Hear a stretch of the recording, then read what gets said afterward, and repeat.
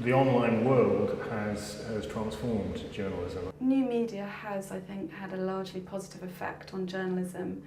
It's allowed us to experiment more, it's allowed us to integrate more, it's allowed us to have conversations with people around the world in a way that we couldn't before and be much more mutualised. It's paradoxical that when everybody is saying how the internet is the death of journalism, simultaneously that means we have far more readers, probably by a factor of 10 or 20. The biggest change that has come with the whole online revolution is that we are writing for a whole lot of readers abroad.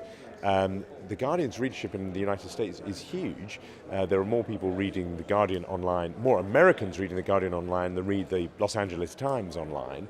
And that means now you can take much less for granted.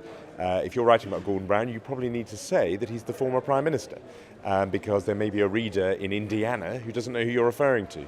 That's been a huge change, and it means also when you write about international subjects, you do have a much bigger reach, and the chances are if you're writing about, say, the Middle East, which I write about a lot, people in the Middle East are reading you, and so you have to factor that into what you say. I don't think I could do the job I do, writing a daily column, unless I had access to online sources. I sort of like the idea in theory of paywalls, but in practice find them rather irritating when I'm looking for something and it isn't there. It's a bit of a shock finding oneself behind a paywall, because I think it's actually brave what Murdoch is doing, because I don't think anyone has worked out a proper economic basis for journalism.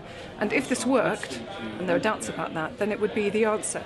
But I am struck by the number of people I know, including journalists, who say to me, "Oh, I'm so sorry I didn't see your column. I won't be able to read it now because it's behind the paywall," as if it were the Himalayas, and as if they couldn't just pay £1 or £2 and read it. I see the intense frustration of journalists who write something and then cannot point their digital audience towards it unless the digital audience coughs up, which by and large it doesn't. It's very early days yet. I don't think technically the paywall is working well enough because people are finding it difficult to log on.